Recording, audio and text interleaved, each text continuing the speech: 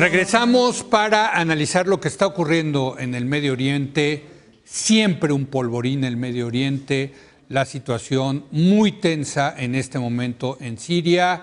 Y me da mucho gusto darle la bienvenida a nuestro experto en materia internacional, a Mauricio Meshulam. Mauricio, ¿cómo estás? Muy buenas noches. ¿Cómo estás, Leo? Buenas noches. Pues ya sabemos que el Medio Oriente siempre será un tópico que va y viene, que siempre estará en los medios de comunicación. Y yo comenzaría preguntándote qué está pasando en Siria, Mauricio. Mira, básicamente hubo un ataque químico. Aparentemente fue un ataque químico el sábado pasado. Digo aparentemente porque es importante mencionar que las investigaciones normalmente tardan varias semanas, incluso meses. Aquí la cuestión es que se trataría una vez más de uso de armas químicas después de un aparente acuerdo en 2013 donde el gobierno se iba a deshacer de todo su arsenal químico. Entonces aquí creo que los tres elementos más importantes, así como para poder centrar la discusión, son, número uno, la responsabilidad, número dos, la atribución de esa responsabilidad y número tres, las posibles represalias. Bueno, empecemos entonces con la responsabilidad. Estamos hablando de que en Siria continúa la guerra civil. Exacto. Yo tenía entendido que iba ganando ya muy claramente las fuerzas del gobierno de Bashar al-Assad, ¿no? Exacto. Pero todavía quedan, digamos, grupos y regiones rebeldes, ¿no? Quedan grupos, regiones rebeldes, quedan zonas de tensión. La violencia no es que ha disminuido, la violencia está en niveles muy elevados. Entonces, aquí, en caso de que efectivamente hubiese sido el gobierno de Assad, pues uno se pregunta, bueno, ¿con qué objeto lo hizo? Lo primero, sí vale la pena mencionar que hace un año, cuando ocurre un ataque químico, también se cuestiona mucho, no fue Assad. ¿Por qué? Porque obviamente ni Rusia ni Siria lo van a reconocer. Y entonces sí se pone en cuestión la acción de Estados Unidos como represalia cuando las investigaciones todavía no habían transcurrido. Cuando esas investigaciones sí ocurrieron, una vez más, Naciones Unidas y la Organización para la Prohibición de Armas Químicas determinaron que el responsable había sido una vez más el gobierno de Assad. O sea, sí fue Assad. El año pasado sí. El año pasado, ya después de las investigaciones, después de investigaciones no hay duda de que el año pasado fue Assad. Sí ha habido ataques químicos perpetrados por rebeldes. También es importante mencionarlo que el armamento químico ha sido utilizado por distintos grupos rebeldes, por distintos grupos terroristas como ISIS, pero es importante también mencionar que cuando eso ocurre normalmente el número de víctimas, el ataque es de menos escala básica, no porque sean más buenos, sino porque tienen menos capacidad. O sea, su capacidad para esparcir el arsenal químico es inferior a la del gobierno sirio. Déjame preguntarte, porque muchos, y me incluyo, no sabemos la potencia que tienen las actuales armas químicas. Desde luego yo pienso en armas químicas, la Primera Guerra Mundial, el gas mostaza, etcétera. También se ha usado el gas mostaza ahorita. Bueno, pero danos una idea de qué son armas químicas hoy en día. Mira, por ejemplo, el año pasado se utilizó un cóctel que incluía cloro, que incluía gasarín, que también ha sido utilizado en otros momentos, y otro tipo de componentes. A veces lo que dicen las agencias que lo investigan es agente químico indeterminado. O sea, son cócteles. Armas secretas. Armas secretas, cócteles que supuestamente el gobierno sirio ya no tendría, porque hay una organización que no pertenece a Naciones Unidas, pero que digamos está asociada o colabora con Naciones Unidas, que es la Organización para la Prohibición de Armas Químicas, que se encargó en su momento de supervisar el que el régimen de Assad se deshiciera de todo este tipo de armas. Ahora, estas armas químicas matan y matan de una manera... Eso es lo que ocurre, ¿no? Porque pues, aquí está la cuestión... No sé qué adjetivo utilizar, pero... No.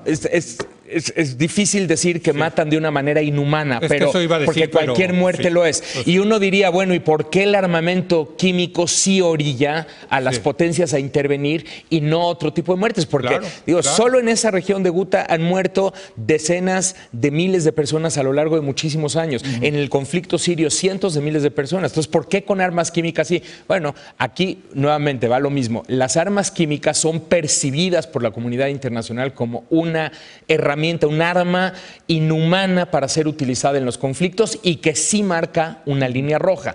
Eso fue lo que orilló a Obama claro, a marcar la línea roja y decir, luego, esto sí cambiaría el juego. Sí. Y lo que pasa es que a la hora de la hora llegó justo a este acuerdo, el que estoy mencionando ahora, no intervino, ¿no? Pero aquí lo conecto con el segundo tema. Venga. El segundo tema es la atribución, porque más allá de que las investigaciones no han ocurrido y definitivamente no tenemos elementos para afirmar que en esta ocasión fue el régimen de Assad quien llevó a cabo el ataque, más allá de eso, ya se le atribuyó por parte de varias agencias de inteligencia. Macron ya lo dijo, lo ha afirmado ya también Donald Trump. Entonces, el hecho de que se atribuya la responsabilidad de este ataque a Assad ya les obliga a actuar, porque lo que Donald Trump, por ejemplo, ha buscado, y esto no solamente válido para Medio Oriente, sino en general, es diferenciarse de su antecesor.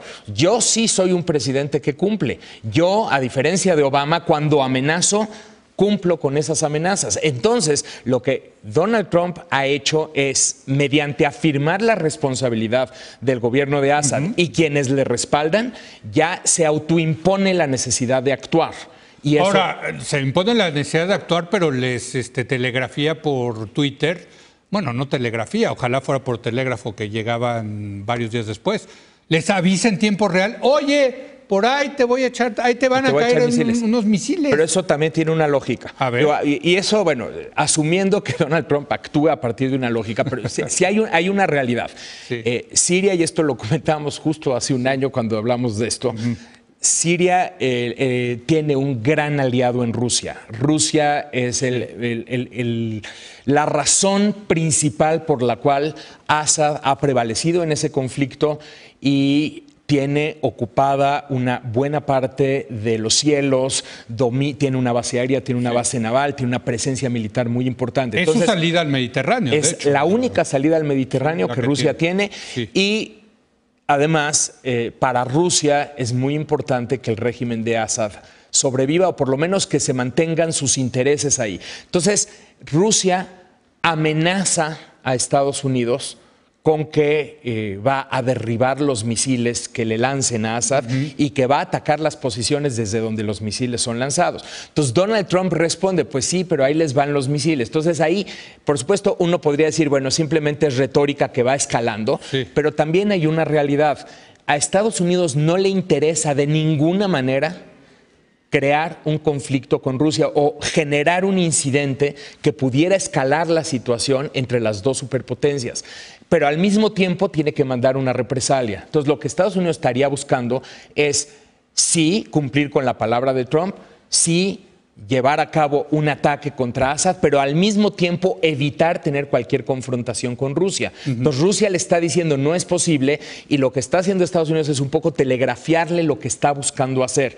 Esa es siempre, obviamente, una hipótesis, pero en la medida en que el ataque tardó en llevarse a cabo, también hay suposiciones de que Estados Unidos estaría planeando, junto con una coalición, un ataque de mayor nivel, junto con varios países europeos. Incluso se está ahí viendo la posibilidad de la participación, o por lo menos la colaboración, de varios países árabes, como Arabia Saudita, como Qatar. Sí, esos países son parte de quienes han financiado la rebelión en Siria. Entonces, ¿qué es lo que se estaría pensando? Bueno, esencialmente, el ataque del año pasado no cumplió con su objetivo. No. O sea, fue una represalia, pero fue una represalia muy limitada. Sí. No solamente no dañó a Assad, sino que fue incapaz de disuadirlo de continuar cometiendo este tipo de ataques. Por lo tanto, lo que se vislumbra en este momento es una represalia aumentada, podríamos decirlo así, una mayor cantidad de ataques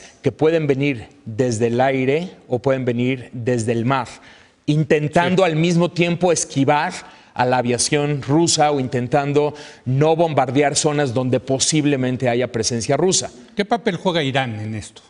Irán es el principal aliado regional de Assad. O sea, podrías decirlo que el triángulo está Rusia, Irán y Siria. Sí. Irán tiene una presencia más allá de lo aéreo, tiene una presencia sobre todo terrestre a través de milicias que Irán financia, Irán arma, Irán entrena y además tiene un número muy importante de oficiales. Además, Irán ha establecido ya una presencia militar de tal nivel que eso justamente ha preocupado mucho a Israel. Israel se mantiene desde hace varios años bombardeando Siria, intentando disuadir a una de las milicias que Irán financia, que es la milicia de Hezbollah, y a otras más, además de que recientemente hubo un ataque justo en este mismo contexto, un ataque muy grave de parte de Israel a una base operada por oficiales iraníes, donde mueren, hasta donde tengo información, 7 oficiales iraníes y Irán lo que hace es que advierte a Israel que este ataque no se va a quedar sin respuesta. Ahora, dime una cosa para ir terminando el tema de Siria. Rusia, ¿cuál crees que vaya a ser la reacción de Rusia ante un ataque mayor de parte de Estados Unidos, sus aliados europeos, incluso aliados del propio mundo árabe? Mira, en principio yo te diría que no tendría mucha lógica en derribar misiles ni en atacar posiciones estadounidenses, porque eso sí arriesga o incrementa la probabilidad de algún tipo de confrontación. Cosa que nunca vimos en la Guerra Fría, un enfrentamiento directo Estados Unidos-Rusia.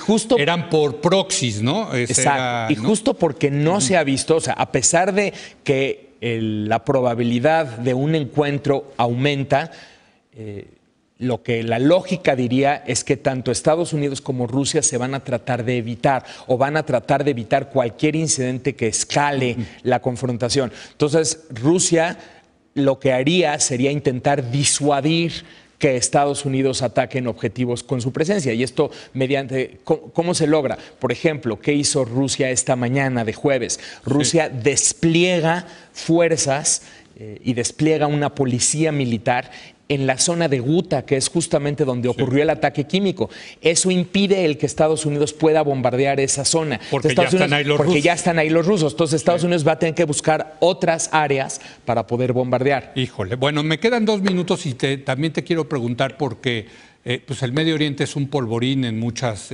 subregiones de la región de Medio Oriente y otra vez se está calentando el tema entre palestinos e israelíes, ¿no? Exacto.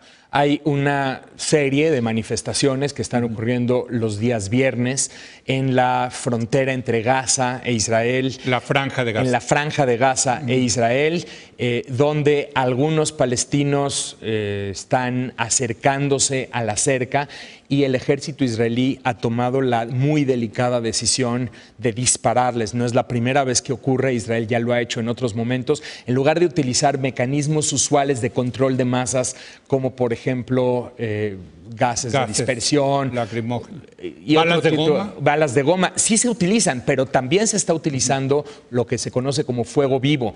Y esto está generando muertos. Sí. Hay más de 25 muertos, si no me equivoco. ¿Pero por qué lo ve Israel como una amenaza? Si están del otro lado de la cerca. Israel tiene miedo, por lo menos, de lo que significaría una ruptura de la cerca, un quiebre de la frontera, pero sobre todo desde la perspectiva de que Israel estaría perdiendo control de su frontera. Así es como lo ve, por lo menos así lo ve el gobierno actual. Esta no es la opinión de muchos en Israel, O sea, esta es la opinión del gobierno actual y de los sectores más duros, que dicen que eso, bueno, es completamente impensable porque sería como mostrar debilidad ante el creciente deseo de muchos palestinos de manifestarse de distintas maneras. ¿Quién está asusando esta? Yo te diría que hay 3 grupos. Sí, porque entiendo que Hamás anda muy debilitado también, ¿no? Sí, y el grupo que controlaba antes la Franja de Gaza. Y esto le ayuda, por supuesto, a ganar popularidad. Sí. Pero mira, hay 3 grupos en los manifestantes. Uno es la gran mayoría de palestinos son completamente esporádicos. Sí, gente que sale y que está verdaderamente viviendo condiciones muy delicadas de vida y que salen a manifestarse. Hay un segundo grupo que es dentro de esos mismos. Esos son los espontáneos. Dentro de esos mismos hay grupos que simplemente en el enojo y en la cólera se avientan y empiezan a desde lanzar cócteles molotov, acercarse a la cerca, cerca, etc. Y hay un tercer grupo, que ese grupo sí está directamente comandado por Hamás, porque lo que está buscando Hamás es infiltrar estas manifestaciones con una muy baja cantidad de personas, precisamente para provocar a los francotiradores, porque esto lo que hace es que genera el fuego vivo, lo que genera muertos, lo que hace quedar muy mal parado a Israel. Y esto catapulta la imagen de Hamás y debilita la imagen de Israel. Entonces, este mecanismo ya lo encontró como una vía de propaganda muy útil y se monta en esta cólera que es auténtica y que es real por parte de las grandes mayorías que habitan en la Franja de Gaza en condiciones muy complicadas. Una última pregunta en ese sentido, porque tú has estado ya aquí varias veces con nosotros y siempre dices, el tema de Gaza va a regresar y sistemáticamente vamos a ver intervenciones de Israel dentro de Gaza. Claro, porque aquí lo que... ¿Prevés eso? ¿Prevés otra? Posiblemente podría entrar el ejército israelí otra vez a la Franja de Gaza con todo lo que eso implica. Sí lo preveo, no necesariamente en este instante, pero sí podría ocurrir. O sea, todo depende de... O sea, estamos en un momento en el cual basta un incidente o basta un escalamiento en las hostilidades actuales para que Israel lance ataques en contra de Gaza, Hamás responda y entonces Israel se obligue a responder y esto nuevamente alimente una espiral ascendente. Bueno, pues el Medio Oriente un polvorín, no se ve bien las cosas, no se ven bien, no, para nada. No hay buenas noticias, hay que decirlo y hay que estar monitoreando qué es lo que va a estar pasando estos días. Mauricio Meschoulam, muchas gracias por Muchísimas gracias, de verdad te lo agradezco muchísimo. Al contrario. Muchas gracias desde luego a usted por habernos acompañado. Mañana es viernes, nuestra edición de fin de semana. Vamos a platicar con la artista plástica Jessica Feldman acerca de sus 3 películas favoritas. No se lo pierda, aquí nos vemos.